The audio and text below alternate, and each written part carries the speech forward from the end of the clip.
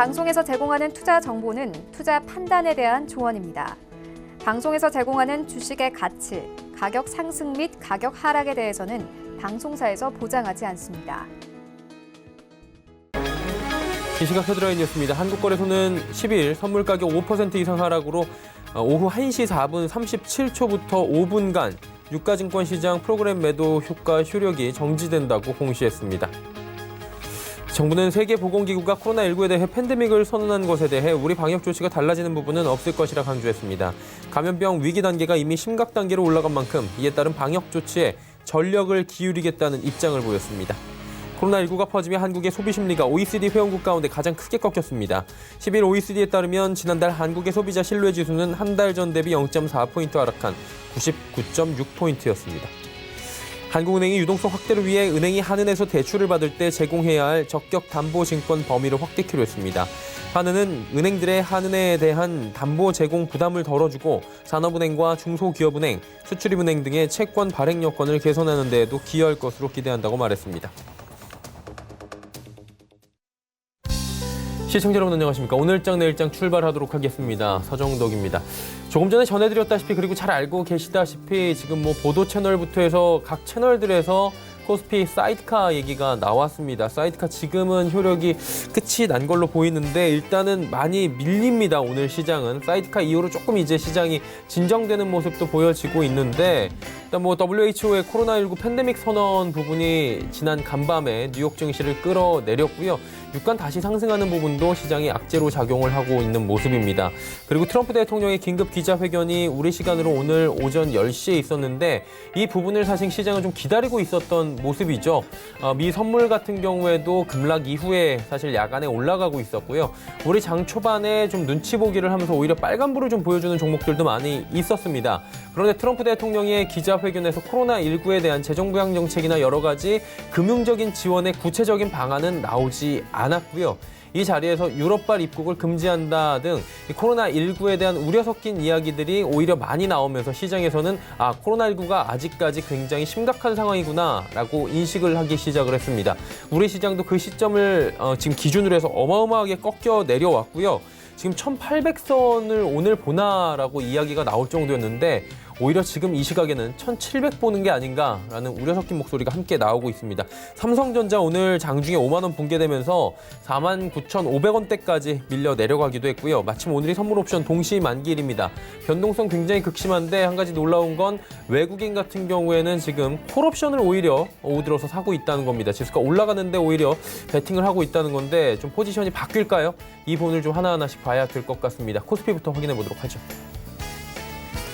지수가 지금도 3%대의 낙폭입니다. 그래도 근데 보시면 1845포인트 저점 대비해서는 좀 올라온 상황이죠.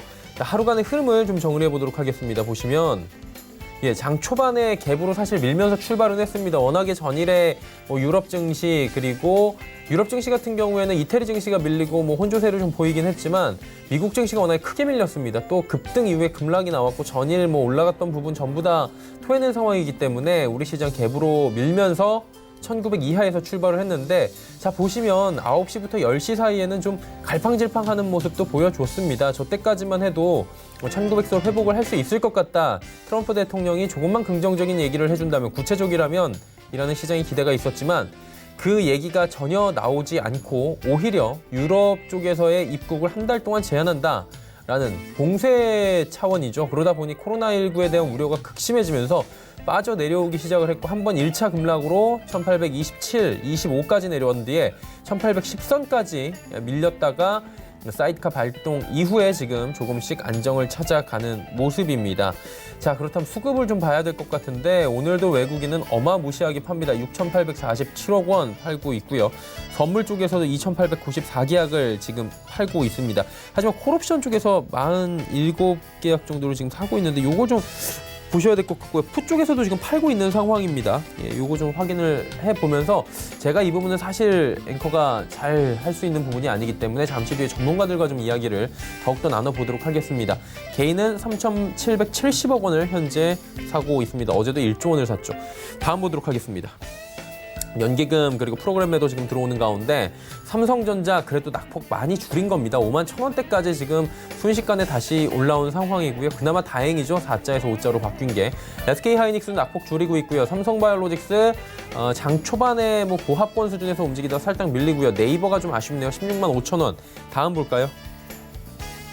자, 보시면 LG화학이 오늘 많이 밀립니다. 그러다 보니까 인기 검색 순위에도 올라와 있을 정도로 LG화학 많이 밀리고요. 현대차 오늘 완성차 관련 종목들이 많이 부품까지도 밀립니다. 현대차 뭐 4%대의 급락, 지금 뭐 1년 몇 개월 만에 10만 원 붕괴됐다라는 얘기가 나오고 있을 정도로 지금 어려운 상황이고요. 자, 다음 보도록 할까요? 자, 보시면 LG생건도 많이 빠지네요. 115만 원대까지 내려왔고, 현대모비스가 오늘 장중에 18만 원이 살짝 붕괴가 되는 17만 9,500원까지 내려갔는데 2년 내 저점입니다. 2년 내 저점으로 지금 작년 연봉으로 봐도 최저점이 17만 9,500원이었는데 올해도 찍네요, 거기를. SK텔레콤 역시 밀리고요. 시크릿컬업 정도로 같이 다 밀려 내려갑니다. 포스코 밀리고 경기 방어주도 없습니다. 오늘은 신한지주도 같이 밀려 내려가네요. 다음 보도록 하겠습니다. 코스닥이 마찬가지로 심각한데 4.73%, 뭐 500, 오늘 550선까지 혹시 깨는 거 아니냐 이런 얘기가 나올 정도로 코스닥도 급락 추세를 보이고 있습니다. 다음 볼까요? 자, 보면 593부터 555까지 내려옵니다. 뭐 엄청나게 밀려 내려오고 있고요. 마찬가지로 같은 시점에 지금 거래소 쪽에서 한국거래소 쪽에서 조금의 조치가 나왔습니다. 사실 당국에서 이 정도 되면 조금의 금융 조치는 나와야 된다라는 볼멘 소리가 지금 사실 많이 나오고 있는 상황인데, 아직까지는 주식시장에는 이렇다 할 대책은 뭐 공매도에 대한 강화를 하는 부분을 제외한다면 크게 없는 상황이고요. 다음 볼까요? 자, 외국인이 이례적으로 좀 사네요. 444억 원. 개인의 투매가 오늘 좀 나오고 있고요. 신용 물량들이 오늘 좀 정리가 많이 됐을 겁니다. VI 걸린 종목들도 많고요. 뭐 13%, 12% 내려가는 종목 찾기가 오늘 어렵지 않을 정도로 오늘 급락이 시장에서는 많이 나왔습니다. 다음 보도록 하죠. 셀트리온 헬스케어가 그나마 잘 버티고 HLB가 오후 들어서 갑작스럽게 지금 지수가 올라가고 있는 모습이, 주가가 올라가고 있는 모습이 포착이 되고요. CJ는 펄어비스, 스튜디오 드래곤 모두 빠지는데 스튜디오 드래곤은 7만 원을 회복을 합니다. 다음 볼까요? KMW, 뭐 5G 어제까지는 좀 버텼는데 오늘 못 버티고요. 에코프로비엠이 오히려 지금 상승 전환을 하네요. 강합니다. 에코프로비엠. SK머티리얼즈, 시젠, 솔브레인 모두 빠집니다. 다음 보도록 하죠. 슈젤, 원익 IPS, 메디톡스, 헬릭스미스, 셀트리온 제약까지 현재 모두 빠져 내려가고 있습니다. 원달러 환율도 짚어보도록 하겠습니다. 자, 보시면 1,200원대 다시 돌파를 하는 모습인데, 일단은 오늘 뭐 1,200원대 돌파하는 거는 기정사실이었던 것 같고요. 그래도 뭐 1% 안쪽으로 상승을 하고 있다. 급등이긴 하지만 이런 부분도 좀 체크를 하셔야 될 것 같습니다. 그나마 최근 시장에서 버틸 만한 이유는 환율이 아직까지는 버텨주기 때문이다라는 이야기가 나올 정도로 오늘 환율은 많이는 안 올라갑니다. 금일폰 방송에서 제공해드리는 정보는 투자 판단에 대한 조언일 뿐입니다. 해당 주식의 가치와 수익률 보장해드리지 않는다는 점 참고해 주시길 바랍니다. 자, 이 시각 특징주 바로 살펴보도록 하겠습니다. 정보경 캐스터입니다. 네, 오늘은 검은 목요일이라고 할 수 있겠습니다. 코스피가 장중 5% 넘게 빠지면서 사이드카가 발동됐고요. 코스닥도 어제보다 더 조정을 받으면서 장중 560선을 이탈하기도 했습니다. 어려운 시장입니다만 이 시각 특징주들 지금부터 만나보시죠. 이 시각 종목 핫슬입니다. SM, EDGC, 알서포트가 올라와 있습니다. 오늘 가장 먼저 만나볼 종목은 EDGC입니다. 코로나19 진단키트 관련주로 올라온 이원 다이애그노믹스인데요. 현재는 전날 대비 13% 넘게 올랐고요. 거래가 8,110원입니다. 하루간의 흐름도 확인해 보시죠. 오늘 하락 출발했지만 금세 상승 반등했고요. 최고가 8,290원까지 올라가는 모습입니다. 유전체 분석 전문기업 EDGC는 자회사를 통해서 솔젠트의 지분 16.3%를 보유하고 있습니다. 이 솔젠트의 코로나19 진단 시약이 지난 2월 질본으로부터 긴급 사용 승인을 받았는데요. 진단 시약에 대한 해외 수출 계약과 공급 문의가 급증하고 있습니다. 중국을 비롯한 미국, 동남아 등 전 세계 33개국으로 판매 경로가 확대됐고요. 이탈리아, 독일 등 유럽에서도 대규모 물량 주문을 받은 상황입니다. 다음 종목 만나보시죠. 재택근무 확산 기대감에 알서포트도 급등하고 있습니다. 현재는 전날 대비 16% 넘게 올랐고요. 거래가 3,965원입니다. 하루간의 흐름도 확인해 보시죠. 오늘 계속 빨간불 켜주고 있고요. 최저가 3,695원, 최고가 4,125원 사이에서 움직이는 모습입니다. 최근 구로 콜센터에서 코로나19 집단 감염자가 나오면서 민간 콜센터나 일반 사무실 등도 재택근무에 들어갈 가능성이 높아졌습니다. 박원순 서울시장은 콜센터 사무 환경이 집단 감염에 취약하다면서 사회적 거리 두기 등 권고를 따르지 않으면 시설 폐쇄 명령도 할 수 있다고 밝혔는데요. 이처럼 재택근무 수요가 급증할 거란 기대감이 커지면서 오늘 알서포트가 급등하는 모습입니다. 오늘의 마지막 종목 만나보시죠. 코로나19의 여파가 엔터주로도 불똥이 튀는 모습인데요. SM이 현재 9% 넘게 내리면서 거래가 23,650원에 형성돼 있습니다. 하루간의 흐름도 확인해 보시죠. 낙폭을 계속 키워가고 있고요. 현재 저점 부근에 위치해 있는 모습입니다. 코로나19 여파로 대규모 인파가 밀집하는 콘서트 개최가 사실상 어려운 상황이죠. SM의 경우 이미 동방신기, NCT 등 소속 아티스트들의 국내외 콘서트 일정이 줄줄이 취소됐는데요. 특히 일본이 한국인에 대해 사실상 입국 금지 조치를 한 상태입니다. SM은 전체 매출에서 일본 시장이 약 20%를 차지하기 때문에 일본 투어 차질의 충격이 큰 상황입니다. 이번 1분기 실적 부진도 불가피할 것으로 보입니다. 지금까지 이 시각 종목 핫3의 정보경이었습니다. 네, 시장 크게 지금 밀리고 있는 상황인데요. 시장 이슈 바로 점검하도록 하겠습니다. KTB투자증권 이성웅 과장 연결돼 있습니다. 안녕하세요. 네, 안녕하십니까. 네, 과장님, 시장이 밀릴 거라고 어느 정도 예측을 하고 있었고 미국 시장 밀려도 우리가 상승을 한 전례가 있기 때문에 오늘 밀리는 거 좀 과하다라고 느끼는 분들이 많을 것 같아요. 시장 진단을 좀 먼저 해주시면 어떨까요? 네, 우선 장 초반에는 생각보다 좀 밀리진 않았습니다. 예. 맞아. 하지만 오전 10시죠. 트럼프 대통령이 코로나19 대책을 발표했는데 유럽 지역으로부터의 미국 입국 제한 조치 이게 나왔는데 한마디로 증시에 도움이 될 만한 내용은 하나도 없었다라고 볼 수 있겠고요. 유동성 공급이나 이런 부분을 언급을 하긴 했지만 지금 이제 당장 효과를 발휘할지에 대한 미지수 부분도 시장에서 이런 좀 매물을 추해하게 하지 않았나 좀 생각이 되고 있습니다. 한마디로 트럼프 대통령 같은 경우에도 이 코로나에 의한 글로벌 경기 침체를 우려한다라는 게 결론이라고 좀 볼 수 있겠고요. 그렇기 때문에 시장에는 도움이 되지는 않다라고 좀 판단이 되고 있습니다. 그렇기 때문에 오늘 시장은 사이드까지 발동이 되면서 위기감을 좀 맞고 있는데 지금은 어떤 하단을 얼마라고 좀 예단을 하는 부분도 좀 제한되고 있기 때문에 답답하겠지만은 우선은 다음 주에 FMC나 여러 가지 그 금리 정책 방향에 대해서 좀 결론이 좀 나는 부분을 좀 지켜봐야 되는 게 맞지 않나 이렇게 보입니다. 지금 저점을 잡거나 반등을 논하기는 좀 이르다라고 말씀을 하시는 것 같은데 그렇다면 FOMC 얘기부터 먼저 해보도록 하겠습니다. 연준이 제로금리 초강수 둘 수 있다. 한마디로 이번 돌아오는 17일 FOMC에서 금리 인하를 하고 계속해서 금리 인하를 하다 보면 초강수가 나올 수도 있다 이런 얘기인데 글로벌 경제 상황 어떻게 보십니까 지금? 우선 기준금리 인하는 한번 단행했습니다. 근데 이제 우선 더 우려스러운 부분은 이제 조만간 제로금리라는 초강수를 들 수 있다는 전망까지 나와주고 있는데 미국과 유럽, 일본 같은 주요국이 지금 코로나19에 대응하면서 대규모로 경기 부양용 돈풀기 재정 정책에 좀 나서고 있다라고 볼 수 있겠고요. 우선 ECB나 BOJ 같은 중앙은행들이 내놓은 결정이 향후에 어떤 이 주식시장에서 큰 변수가 되지 않을까 이렇게 좀 판단이 되고 있습니다. 우선 연준이 다음 주까지 금리를 2015년 이후에 가장 낮은 수준을 내릴 것으로 좀 예측을 하고 있는데요. 우선 지금 17, 18로 예정된 연준에선 최대 100bp, 100bp니까 지금 현재 연준의 기준금리가 1.0에서 1.25%인 점을 감안하면은 0에서 0.25%까지 낮출 수 있다는 상황이고요. 이대로라면은 미국 기준금리는 또다시 제로금리를 경험하게 되지 않을까 이렇게 판단이 됩니다. 그래서 연준이 만일의 사태가 대비하고 있을 이유가 없다라는 그런 지금 시각이 있다라고 생각이 되고 있고요. 충분히 상황을 지켜봤다라고 판단할 경우에 다음 주 FMC 이전에 먼저 움직일 수도 있는 상황이 오지 않나 이렇게 좀 판단이 되고 있습니다.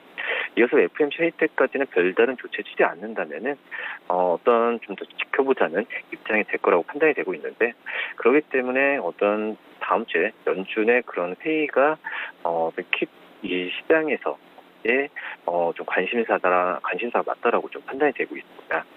올해 중에 제로금리 선택하는 것은 시기에 문제라는 견해도 있는 현재 상태라고 볼 수 있겠는데, 골드만삭스와 바클레이스가 연준이 이번 달과 다음 달에 기준금리를 0.5%씩 인하하면 거의 제로금리다라는 의견이 나온 상태에서 이 제로금리가 현실화될 가능성이 크지 않나 생각이 되고요. 도널드 트럼프 미국 대통령도 추가 금리 인하가 필요하다면서 재차 이제 연준을 압박하고 있는 상황이라고 좀 볼 수 있습니다. 금리 인하 움직임에 곧바로 동참하지 않은 ECB나 BOJ 같은 다른 주요국 중앙은행들은 이 코로나19 사태로 인한 시장의 혼란이 이 실물 경제를 확진하고 있는지 등을 지금 파악하면서 좀 결정할 것으로 좀 보여주고 있는데, 우선 ECB 총재는 유럽연합 회원국 정상 간의 화상회의에 참여하면서 12월 통화정책 회의에서 중소기업을 위한 조치를 제안하겠다고 좀 밝힌 바 있고요. 다만 이제 동시에 각국 정부에 적극적인 재정 정책을 펼쳐달라고 요청한 상황이라고 볼 수 있습니다. 일본 정부 같은 경우에는 코로나19 방지를 위해서 2차 긴급 대응책에 자금 4,300억 엔을 투입하기로 했는데, 또 중소기업 자금 조달 지원 등을 위해서 1조 6천억 엔의 금융 지원을 한다라는 부분이 밝혔습니다. 이번 달 18일에서 19일 회의를 앞둔 BOJ가 현행 마이너스 0.1%인 기준금리 조정할 부분도 관심사기 때문에 계속 지켜보는 게 맞지 않나 이렇게 판단됩니다.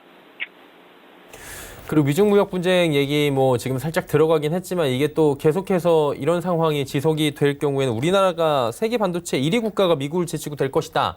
이런 얘기도 나오고 있는데, 업계 전망 좀 같이 들어볼 수 있나요? 네, 우선 지금 계속 코로나에 대한 증시 부정적인 얘기만 좀 하고 있는 상황인데, 좀 다른 얘기를 좀 말씀을 드리면 반도체입니다. 결국 우리나라 증시도 이 어떤 회복되려면 이 삼성전자나 SK하이닉스의 주가가 올라야 되는데요. 미국과 중국 무역 전쟁의 최종 합의를 맺지 못한 채 지속된다면 우리나라가 미국을 제치고 세계 반도체 1위 국가가 될 것이라는 좀 분석이 나왔는데요.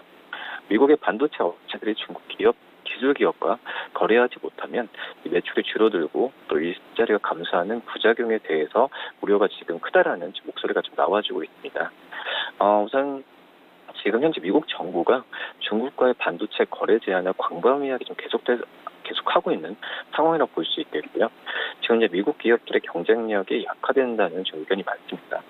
아울러서 미국 반도체 기업들이 중국 고객사와 거래가 끊길 경우에 삼성전자, SK하이닉스 같은 국내 업체들의 수혜를 입어서 한국의 세계 반도체 1위 국가가 될 것이라는 부분도 예측되고 있고요. 우선 무역전쟁이 합의된 이후에 중국의 제조 2025 전략 유효의 경우에 5년 후에 미국의 반도체 매출은 3에서 9%가량 감소할 것으로 내다봤고, 시장 점유율은 2018년 기준 48%에서 최대 5%까지 줄어들면서 43%까지 떨어질 수 있다는 의견이 좀 많이 나와주고 있다라고 볼 수 있겠습니다. 우선 지금 현재 미국 반도체 산업에 큰 피해가 우려되는 마지막 시나리오가 미중 무역 전쟁에 장기화되는 기술 디커플링이라는 우려가 있다라고 볼 수 있겠고요. 코로나를 제외하면은 지금 현재 미국 반도체 기업들 같은 경우에는 우선 중국과의 어떤 미중 무역 협상이 1순위지 않나 판단이 되고 있습니다. 하지만 지금 이런 상황에서는 이 중국과의 거래가 아예 셧다운될 것이라는 얘기도 나와주고 있기 때문에 미국의 반도체 기업들은 지금 정부의 정책이 빨리 좀 진행되는 게 바라지 않을까 판단이 되고요. 역시 매출이 줄어들면 일자리와 직결된 기업들의 R&D나 설비 투자 등도 줄어들 수밖에 없습니다. 그런 점에서 봤을 때는 미국 반도체 업체들의 R&D 지출이 좀 줄어드는 수치도 눈에 지금 나타났다고 볼 수 있겠고요. 이에 따라서 미국이 지금 이런 전망이면은 미국이 전면 30%대로 지금 2위로 내려왔고, 한국은 31% 이상을 간다면 우리나라가 세계 1위 반도체 국가가 될 것이라는 지금 의견이 좀 나와주고 있습니다. 특히 우리나라 같은 경우에는 메모리나 이 디스플레이 구동칩, 그리고 이 여러 가지 이미지 센서 같은 경우에도 성능에 있어서는 외국에서도 우수한 성능을 지금 인증을 받고 있기 때문에 어떤 가격적인 면이나 어떤 밸류 체인, 그 서플라이 체인만 잘 맞는다고 한다면 우리나라가 세계 1위 반도체 국가가 될 가능성이 있다고 판단이 되고 있고요. 지금 뭐 정부에서도 문재인 대통령께서도 이 한국 정부의 어떤 메모리 시장을 넘어서 글로벌 반도체 경쟁 향상 정책을 추진하다라는 얘기가 있기 때문에 이 반도체에 대한 정부의 투자는 계속 이루어질 가능성이 좀 있지 않을까 이렇게 판단이 됩니다. 뭐 국내외 경기 불확실성이 확대되면서 이 지금 현재 우리나라 지금 삼성전자와 SK하이닉스의 주가도 지금 고전을 면치 못하고 있긴 하지만 우선 지금 현재는 이런 부분이 좀 마무리된다고 한다면 삼성전자와 SK하이닉스 주가도 좀 상승력을 좀 더 가질 가능성이 더 있다라고 판단이 되고 있고요. 뭐 반도체 업체들의 탄력적인 공급 조절도 지금 나와주고 있어서 뭐 가격 하락도 제어할 수 있는 모멘텀이 되고 하는 여건이 되기 때문에 이 코로나19에 좀 종식이 된다고 한다면 이 삼성전자와 SK하이닉스의 주가 하락은 밑에서 저감에서 귀하지 않을까 이렇게 판단됩니다. 네, 알겠습니다. 오늘 말씀은 여기까지 듣도록 하겠습니다. 고맙습니다. 네, 감사합니다. KTB 투자증권 이성훈 과장이었고요. 이슈 칼럼 바로 이어갑니다.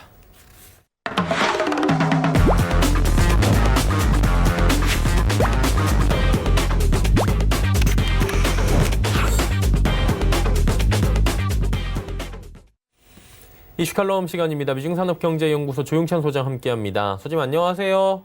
예, 안녕하십니까. 미국 시장이 하루에 1%도 안 되게 조금씩 올라갈 때까지만 해도 뭐 미국 시장은 역시 견조하게 조금씩 올라주면서 탄탄하다라는 얘기 나왔는데 최근 한 2주 정도 미국 시장 보면 그런 얘기 쏙 들어가는 것 같습니다. 널뛰기도 이런 널뛰기 같고요. 롤러코스터도 이런 롤러코스터가 없는 것 같습니다. 계속해서 이런 일이 반복이 되는데 장이 이 이유가 있습니까? 네, 아무래도 이번 주 들어서 사상 첫 번째, 두 번째 폭락을 우리가 경험했는데요. 뭐 팬데믹도 있고요. 또 원유 감산 협의 결렬도 있지만 가장 중요한 것은 S&P 500 지수가 버블 논쟁이 벌어지는 상황 속에서 빅스 지수라고 하는 공포 지수가 50과 60선을 오르내렸기 때문에 그렇습니다. 뭐 빅스 지수라는 건 모두 다 아시고 계시겠지만 시카고 옵션 거래소의 S&P 500 옵션 거래 가격 변동을 바탕으로 해서 산출해주고 공표되는 지수인데요. 미래의 투자 심리를 그대로 반영을 할 수가 있습니다. 이 때문에 수치가 높다는 것은 투자가들이 앞날의 그 불확실성을 갖고 있다는 것을 보여지는데요. 과거 리먼 쇼크 때인 2008년도에 보면은 89까지 사상 최고치를 기록했고요. 또 미국 동시다발 테러가 일어났던 2001년 9월에 49보다는 지금 상당히 높은 상황입니다.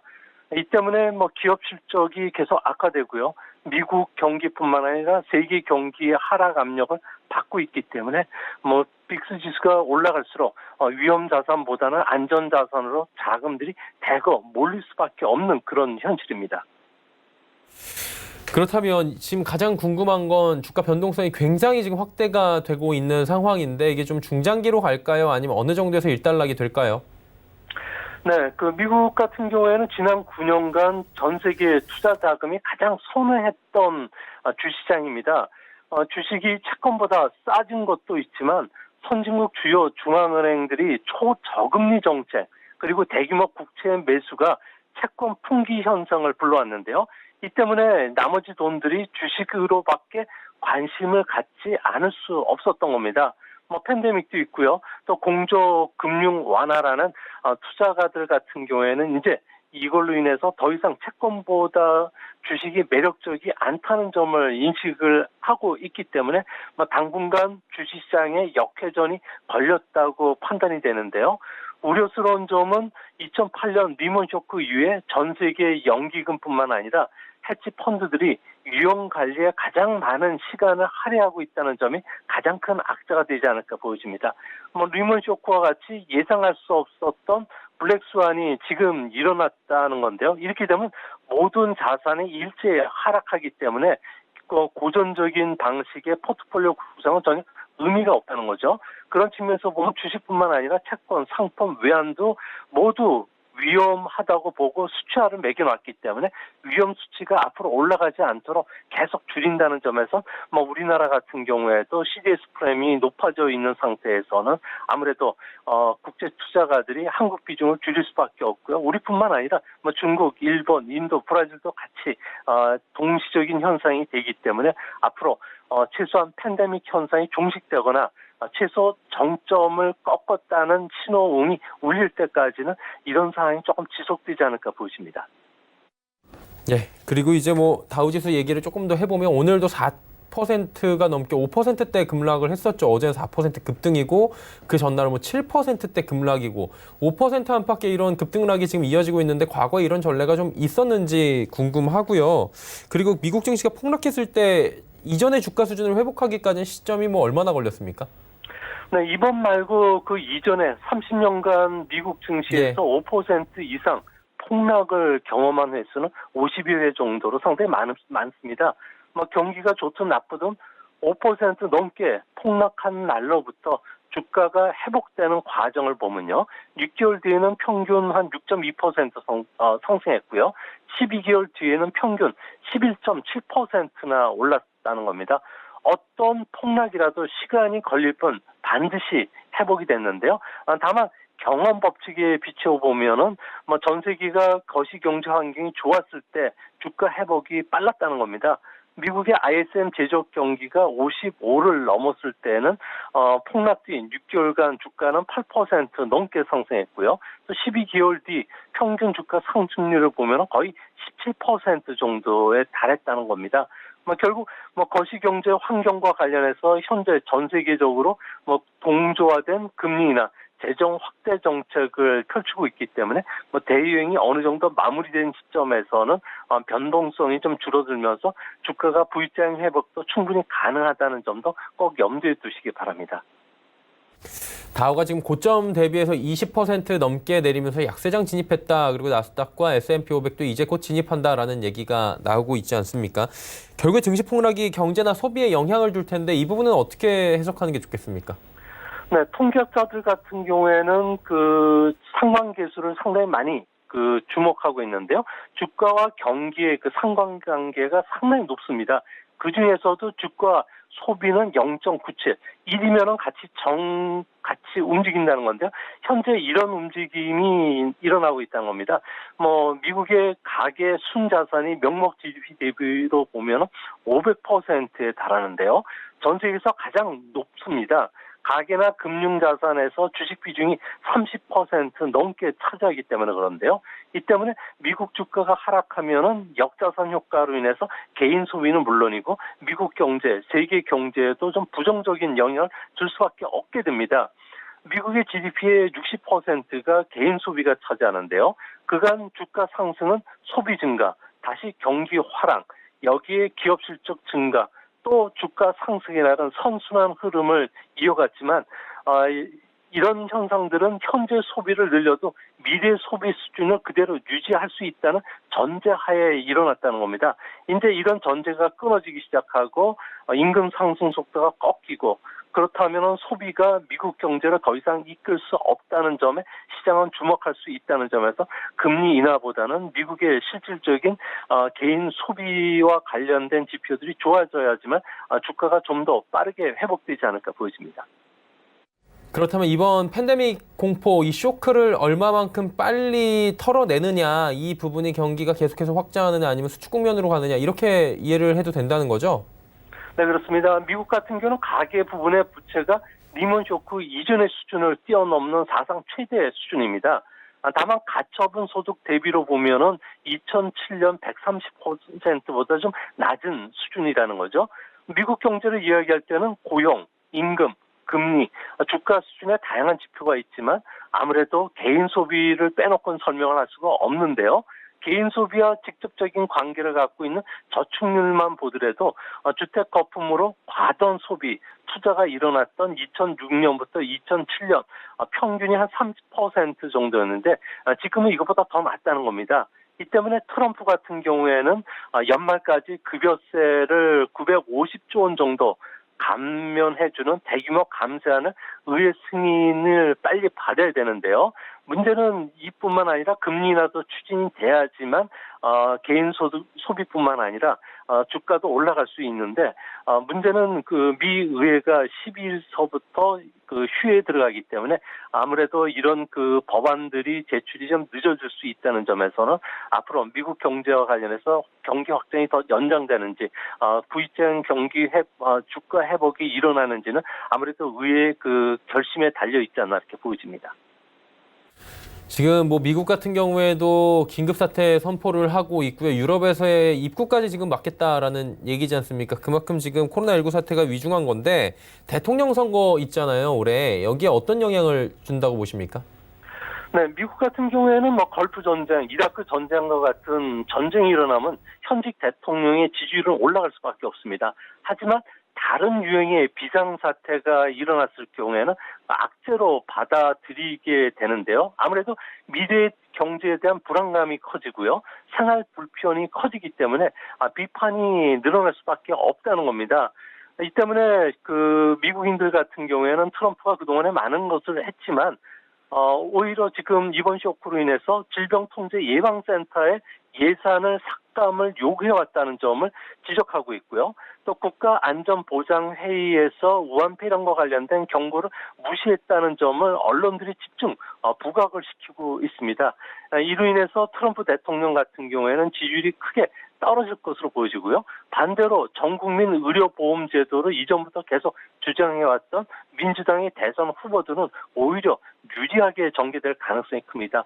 또 한 가지는 미국의 대선 스타일도 이제는 대중 집회라든지 악수하는 거에서 이제는 바뀌어서 SNS라든지 이슈를 선점하기 위한 여러 가지 정책적으로 바뀔 것으로 보여지는데요. 이 때문에 트럼프 같은 경우는 급여세 감면, 대출 보증, 휴업 보장, 그리고 중소기업과 항공, 관광업계의 자금 지원과 같은 여러 가지 이슈를 선점하기 위해서 지금 나서고 있고요. 또 그런 측면에서 보면은 의회가 12일부터 일주일간 휴회에 들어가기 때문에 법안 제출이 어렵다는 점에서 민주당은 이 사회를 놀려서 다시 다른 대안을 내놓을 수 있기 때문에 앞으로 미국 증시는 한 일주일 정도는 좀 혼돈 속에 빠질 가능성이 크지 않나 보여집니다.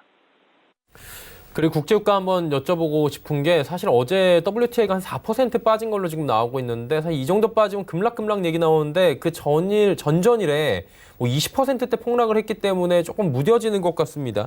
오펙 산유국 동맹이 어느 정도 지금 와야 된다고 봐야 되는 겁니까? 사우디는 계속 뭐 증산한다고 그러던데요. 네, 러시아 같은 경우에는 아무래도 가격 하락보다 무서운 게 시장 점유율을 잃게 되는지 않을까 걱정하는 건데요. 아무래도 사우디 같은 경우에는 현재 4월부터 하루 970만 배럴 생산을 1100만 배럴까지 늘리겠다고 했습니다. 러시아 같은 경우에는 당장 시장 점유율 하락을 우려해야 되는 상황인데요.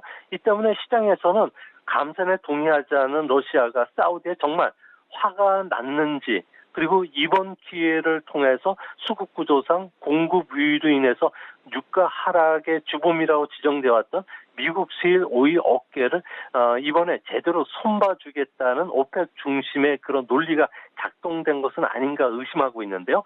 여하튼 간에 오펙 같은 경우에는 분명히 시장 환경 중시로 전략을 바꿨다는 점에서는 당분간 유가 하락을 피해가기는 힘들지 않을까 생각이 듭니다. 그리고 지금 오펙 회의 때 감산 협의가 지금 불발된 게 이 시발점이 된 것 같은데 결론적으로 보자면 지금 유가 전쟁 돌입했다라는 얘기들 기사로도 저희가 왕왕 볼 수 있습니다. 어떻게 동의하십니까? 유가 전쟁에 대해서는? 네, 오펙 플러스 체제는 아무래도 3월 말로 종료될 가능성이 클 것으로 보여지는데요. 아무래도 러시아를 비롯해서 비오펙 회원들 같은 경우에는 시장 점유율을 중시해왔기 때문에 협조 감산 강화의 요청에는 늘 신중한 자세를 보였다는 겁니다. 이제 3월 말로 끝나면은 210만 배럴의 감산 연장 조치가 합의가 이제 끝나게 되는데요. 이 때문에 이제 오펙 플러스 회의에서는 아무래도 그 시장을 리드하기는 좀 어렵지 않나 보여집니다. 아무래도 이번 회의 끝난 뒤에 사우디 같은 경우에는 러시아에 실망했다보다는 분노를 느낀다는 이야기를 많이 하고 있는데요. 러시아 같은 경우에도 지금의 감산 체제가 원유 수급이나 가격 안정의 역할을 못했다고 보고 있기 때문에 뭐 이번 회의를 끝으로 이별 통보가 된 것은 아닌가 보여지고요. 또 그런 측면에서 보면은 사우디 국영 석유회사 아람코 같은 경우는 4월 달부터 원유 공급을 대폭 늘리기로 결정을 했기 때문에 뭐 러시아 입장에서는 자국의 시장 점유율을 사우디가 뺏어간다는 이런 감정 섞인 그 대항이 앞으로도 좀 더 지속이 될 가능성이 크지 않나 보여집니다. 미국 같은 경우에는 지금 사실 에너지 기업들 특히나 쉐일오일 관련해서는 조금 문제가 있을 걸로 보이는데 트럼프 대통령도 여기에서 이제 위기감을 좀 드러냈다고 하더라고요. 네, 그렇습니다. 뭐 국제 에너지 기구 같은 경우에는 이번 그 쇼크로 인해서 2009년 이후에 처음으로 원유 수요가 전년 대비 마이너스 성장을 할 것이라는 보고서를 냈는데요. 미국의 셰일 산업들 같은 경우에는 설비 투자와 또 많은 일자리를 그동안에 창출해 왔습니다. 대선을 앞두고 유가가 이제 급락을 하면서 아무래도 그 셰일 기업들 같은 경우에는 대규모 도산 도미노가 시작될 가능성이 크다고 보고 있는데요. 이 때문에 문희신 재무장관 같은 경우에는 러시아 대사에게 전화해서 질서를 요청했고요. 동시에 사우디 왕세자하고는 자제를 요청한 것으로 지금 보도가 되고 있습니다. 분명한 것은 러시아가 협조 감산 체제로 복귀하지 않는 한 사우디는 가격 전쟁을 멈추지 않을 것이고요. 당분간 국제 유가 하락은 계속이 된다는 점에서는 한편으로는 우리나라 같이 그 석유와 가격과 관련된 민감한 산업이 많은 나라들 같은 경우는 아무래도 좀 악재가 될 가능성이 크지 않나 보여집니다. 과거 2014년도에도 이러다가 100달러에서 26달러까지 지금 국제 유가가 하락했던 적이 있는데 지금 어느 정도 재현될 수 있다고 보는 것 같습니다. 어떻게 보는 게 좋아요, 이 부분은? 네, 벌써 사우디 아람코 같은 경우에는 4월 공식 판매 가격을 6에서 한 8달러 정도 낮추겠다고 발표했습니다. 이는 사우디가 이제 가격 방어보다는 시장 점유율 확대로 본격적으로 나섰다는 이야기인데요.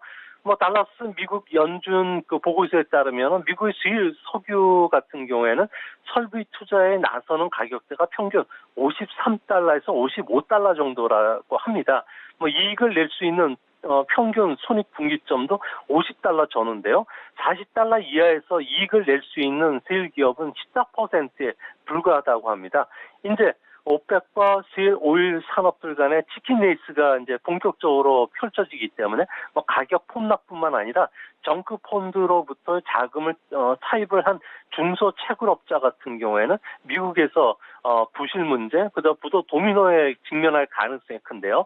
이렇게 되면 코로나 사태로 직격탄을 맞은 금융시장 같은 경우에는 새로운 혼란이 일어날 불씨가 있다는 점에서는 국제 금융시장도 그 2차, 3차 후폭풍에 시달릴 가능성이 있다는 점에서는 앞으로 이 문제도 좀 유심히 좀 살펴보셔야 되지 않을까 보여집니다.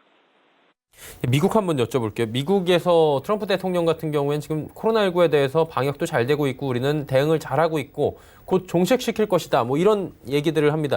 한마디로 자신감이 굉장히 있어 보이는데 관련 뭐 전문가들이나 집단은 경고를 굉장히 또 하고 있어서 괴리감이 있어 보입니다. 대통령과 뭐 미국 질병관리본부 사이에 어떻게 보십니까, 이 부분은? 네, 뭐 트럼프는 위험이 낮다고 하지만 네네. 뭐 감염 전문가들 같은 경우에는 100년에 한 번 발생할 대유행으로 보고 있는데요. 벌써 미국 같은 경우는 관광객 감소, 또 외출 자제로 인해서 외식이나 미용실, 화장품 매출이 급감하고 있다고 하고요. 반면에 마스크나 손소독제, 감기약은 뭐 할인점마다 전부 매진이 됐고요. 또 유제품 가격 같은 경우에도 최근 들어서 뭐 많게는 3배 정도 상승을 했다고 합니다. 이 때문에 생활필수품 사재기 현상이 일어나는데요. 그중에서도 상수라든지 화장지의 품귀 현상이 계속되고 있다고 합니다. 마스크는 화장지와 같은 원자재를 쓰는 탓에 부정난에 시달릴 것이라는 소문이 돌고 있기 때문에 그런데요. SNS상에서는 종말론 뒤에는 세계는 화장지가 새로운 통화가 될 것이라는 익살스러운 글도 올라오면서 인증 사진들을 상당히 많이 게시하고 있습니다. 이 때문에 덩달아서 총 실탄 매출도 급증하고 있는데요. 전미 총기협회 홍보 잡지에 따르면 2월달 실탄 매출이 무려 500%에서 300% 이상 증가를 한 것을 보면은 아무래도 미국인들이 느끼는 공포 심리가 약탈이나 폭동에 대비하려는 이런 심리까지도 좀 확산되는 그런 모습입니다. 고용 지표가 지난 주말에는 뭐 시장 예상치를 웃돌면서 괜찮게 나왔는데 지금 상황 좀 다르잖아요. 여기도 지금 미국도 확진자가 1,000명 넘어섰다고 하는데 어떻게 보십니까, 이 부분은? 네, 미국 같은 경우는 그 고용 지표를 보면은 1, 2월 달에 작년보다 그 월 평균 증가폭이 18만 명이었는데 이를 크게 상회했고요.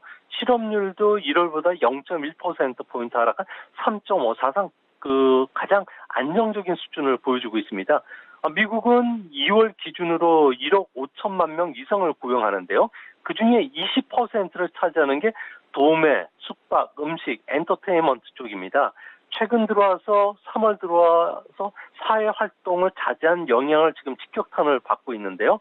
이 때문에 임금 상승률이 그동안에 높았던 주택 건설이라든지 서비스업인 의료나 레저를 중심으로 해서 고용 악화 또 임금 하락을 경험할 가능성이 크다는 점에서는 앞으로 공급망 해서 구인난 속에 임금이 높았던 업종이 제일 먼저 직격탄을 맞을 가능성이 크지 않나 보여집니다.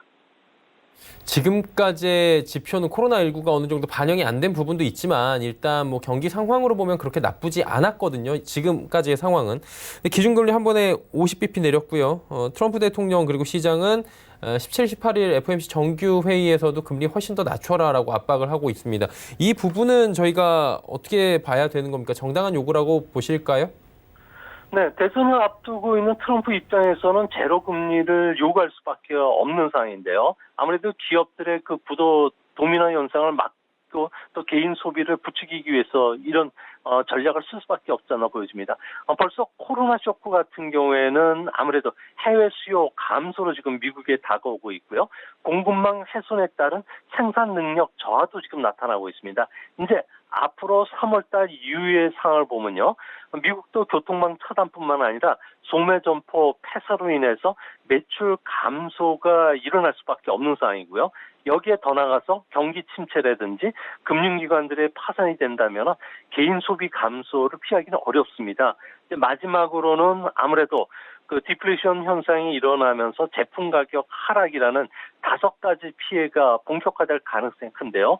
이렇게 되면 코로나 쇼크로 인한 수요 충격 그리고 기업들의 투자 위축으로 인해서 아무래도 그 가장 효과적인 처방전이라고 할 수 있는 금융 정책과 관련된 압력이 더 높아질 수 있다는 점에서 미국도 제로 금리 상황까지 갈 수 있는 그런 환경을 트럼프 같은 경우에는 아무래도 대선을 앞두고 계속적으로 압박할 가능성이 크지 않나 이렇게 보여집니다. 네, 미국 시장 상황에 대해서 좀 자세히 들어봤고요. 오늘 말씀은 여기까지 듣겠습니다. 고맙습니다. 예, 감사합니다. 미중산업경제연구소 조용찬 소장과 함께했습니다. 자, 이어서 종목 이야기 바로 출발하도록 하겠습니다.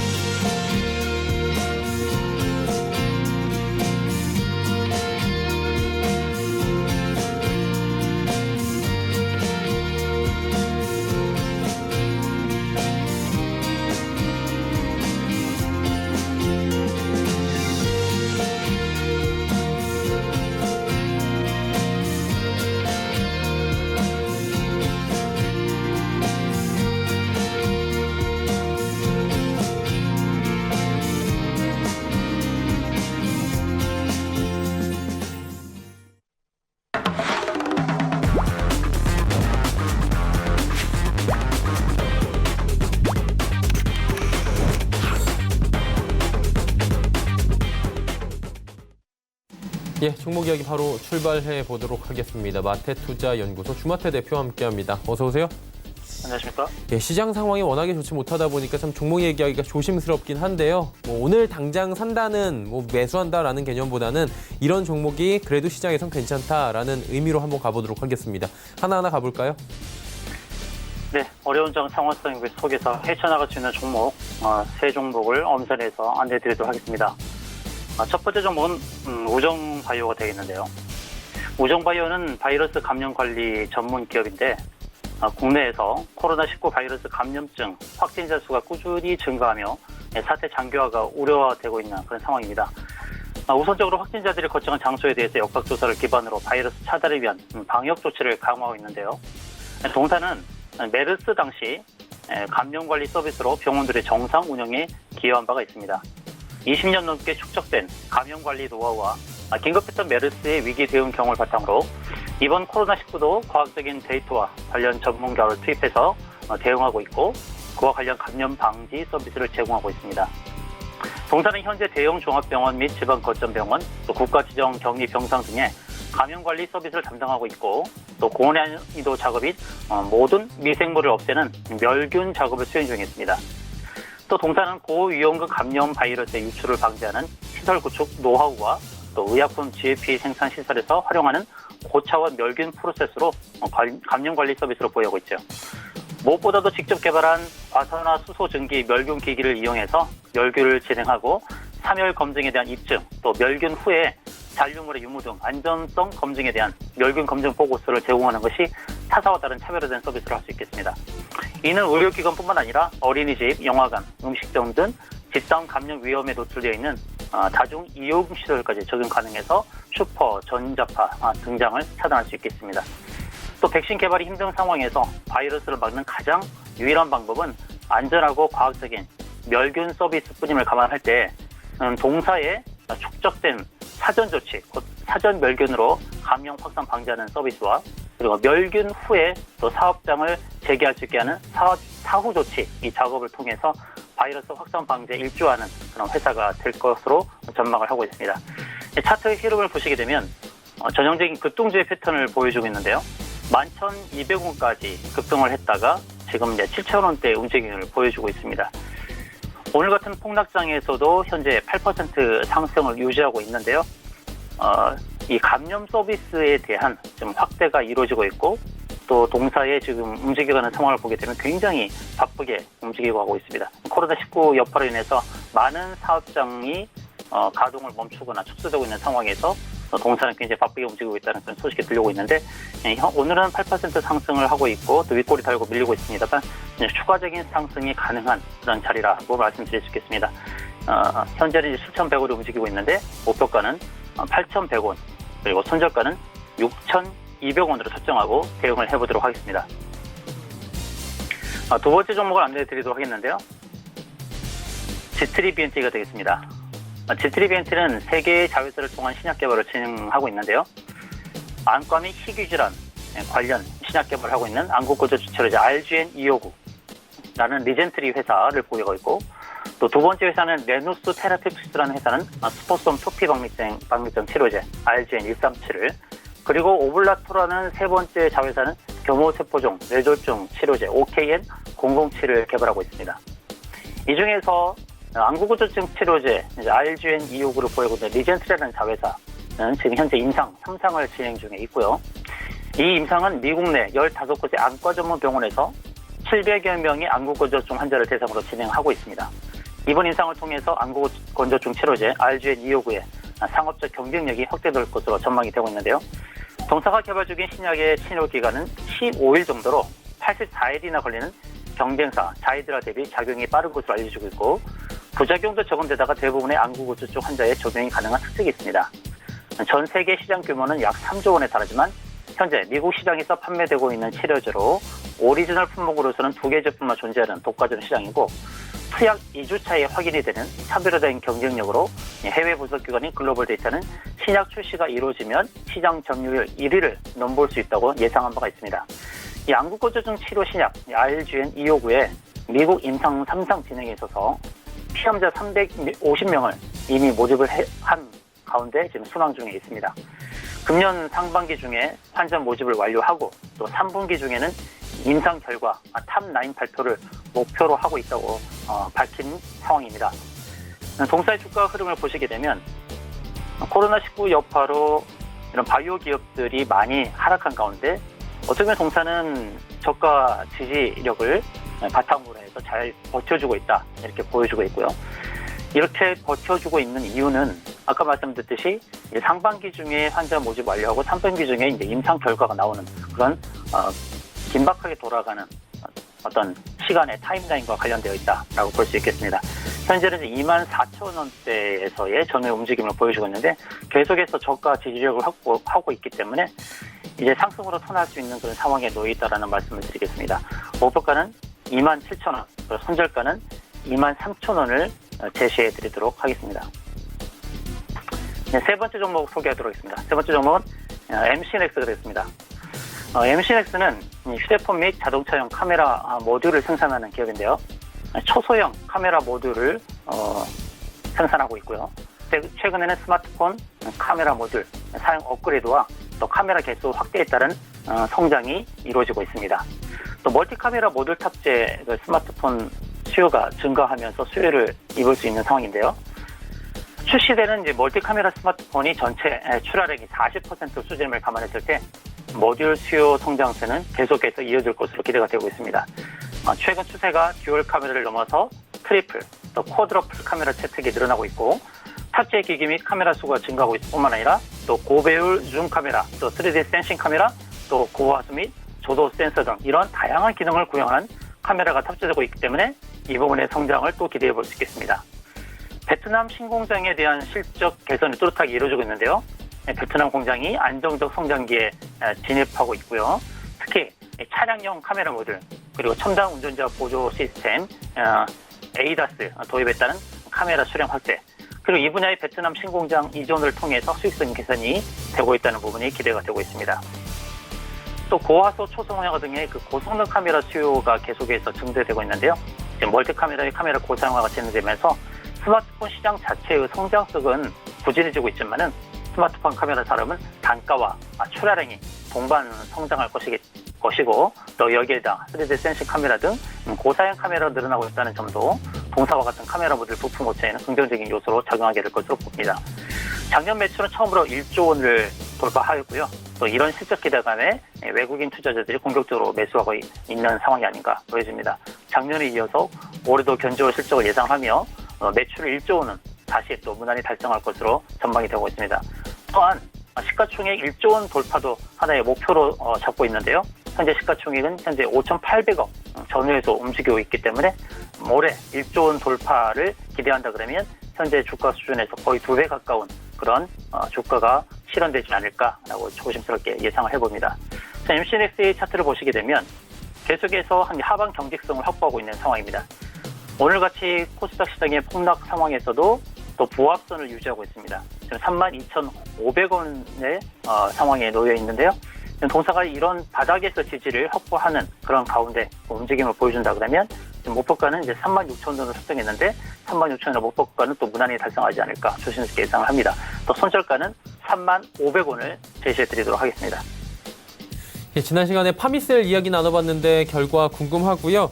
오늘은 어떤 종목이 그나마 이런 시장이 괜찮을지 한번 얘기 들어볼까요? 네, 파미셀은 견조한 상승을 유지했습니다.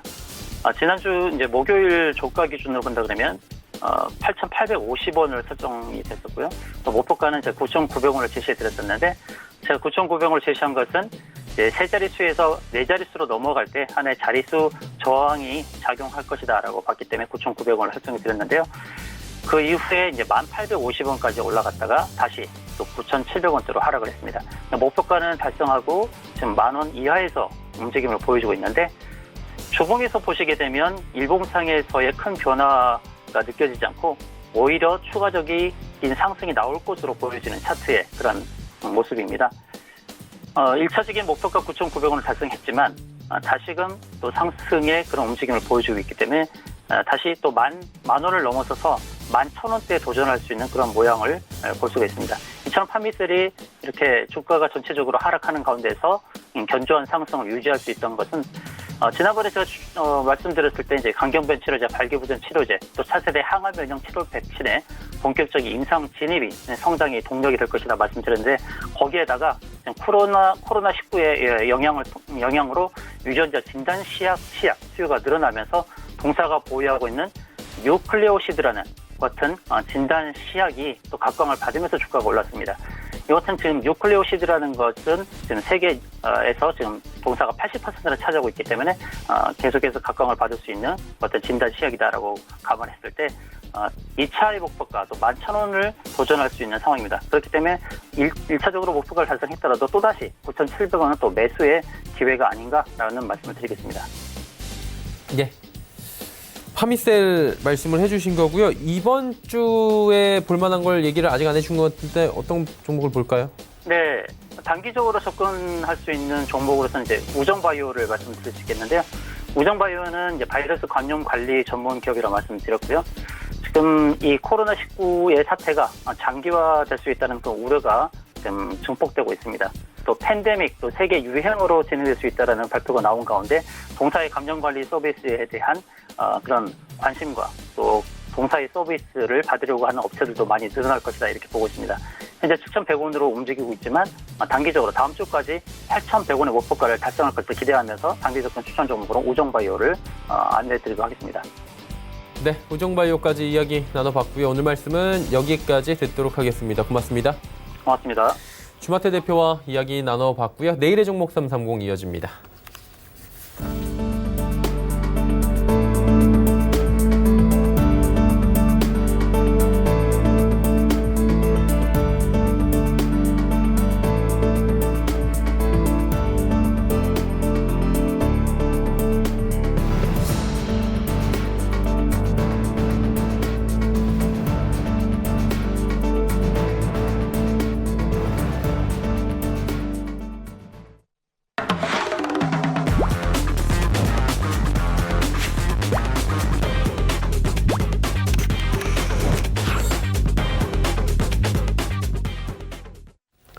내일의 종목 330 시간입니다. 오늘도 이지환 멘토와 함께합니다. 어서 오세요. 안녕하세요.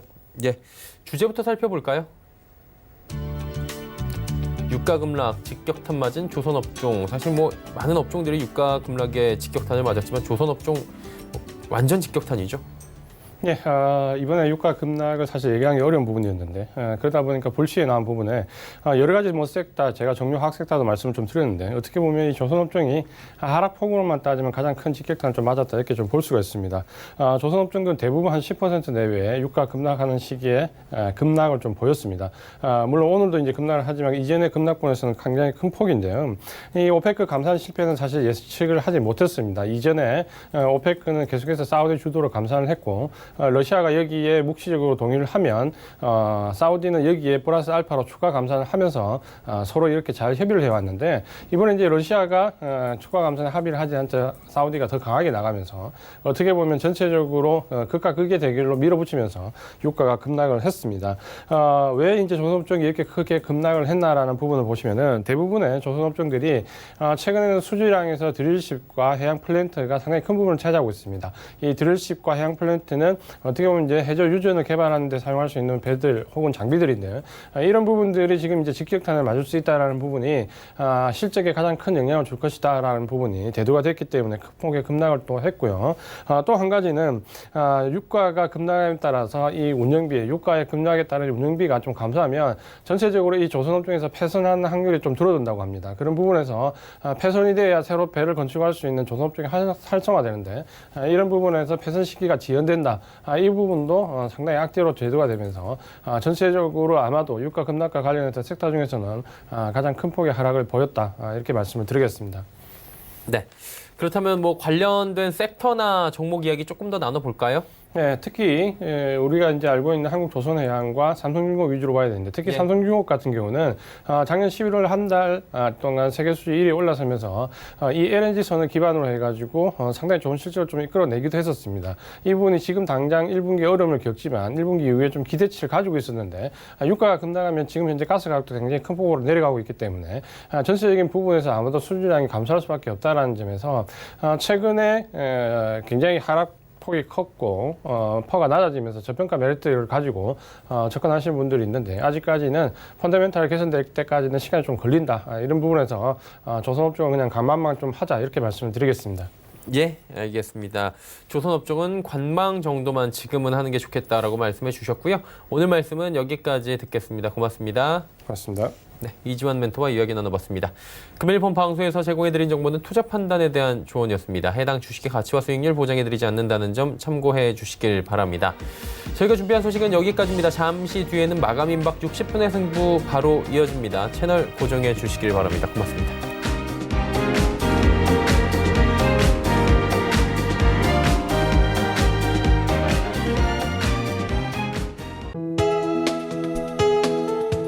방송에서 제공하는 투자 정보는 투자 판단에 대한 조언입니다.